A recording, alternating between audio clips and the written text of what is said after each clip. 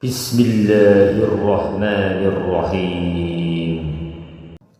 Perintah untuk bertauhid kepada Allah dengan berbakti kepada kedua orang tua. Kata Allah, bil walidaini ihsana. Dan berbaktilah kepada kedua orang tua kalian dengan sebakti-baktinya. Jadi kalau kita tahu bahasa Arab ya, Allah berfirman begini. Wabil walidaini ihsana. Nah, ihsanan ini dalam i'rabnya adalah maf'ul mutlak. Dan ini kalau kita artikan dalam bahasa Indonesia ada suatu fi'il yang tersembunyi ya. Ini semua antum enggak paham ya. Karena enggak tahu bahasa Arab. Tapi kalau tahu bahasa Arab sebenarnya ini asik ya.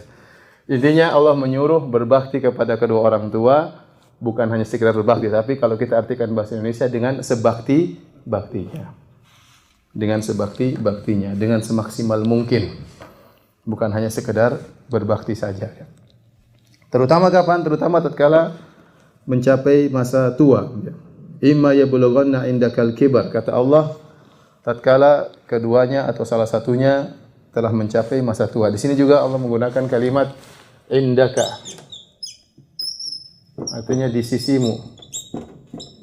Sebagian ulama mengambil faedah, kata mereka bahwasanya orang tua di masa tua usahakan agar tinggal di sisimu, jangan di sisi orang lain, karena itu orang tua adalah pintu surga, pintu surga. Kalau memungkinkan.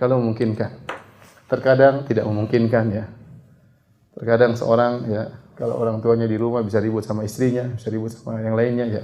Tetapi maksudnya kalau bisa memungkinkan orang tua tinggal di sisimu, maka lakukanlah, karena itu pintu surga ente bawa ke rumah. Apalagi dua-duanya masih hidup, maka dua pintu surga terbuka selebar-lebarnya. Seorang harus cerdas ya. Di antara amalan yang paling mudah memasukkan orang dalam surga adalah berbakti kepada kedua orang tua. Makanya ada seorang sahabat berkata, "Ya Rasulullah, dia minta izin untuk berjihad." Kata Nabi, "Ahayyun walidak, apakah kedua orang tua masih hidup?" Kata sahabat tersebut, "Masih." Kata Rasulullah SAW, "Fa fihi ma fajahid." Maka berjihadlah dalam berbakti kepada kedua orang tuamu. Berarti kalau berbakti kepada orang tua butuh pengorbanan, harta, tenaga, sebagaimana jihad. Nabi namakan sebagai apa? Sebagai jihad ya, sebagai jihad. Kenyataannya ya, sebagian orang tua ya, waktu dia masih anak-anaknya masih kecil, anaknya 10, dia bisa ngayomi seluruhnya. Dia bisa ngayomi anaknya sampai 10 orang. Tapi begitu dia sudah tua, anaknya yang 10 tidak bisa ngayomi dia, di over. Ini banyak kejadian seperti itu ya. Di over seakan ibunya adalah beban. Padahal itulah ya pintu surga. Maka seorang berusaha bisa dekat orang tua. Kalaupun tidak bisa tinggal serumah, paling tidak dekat. Paling tidak dekat, bisa dikunjungi, bisa ditelepon, bisa didatangi ya.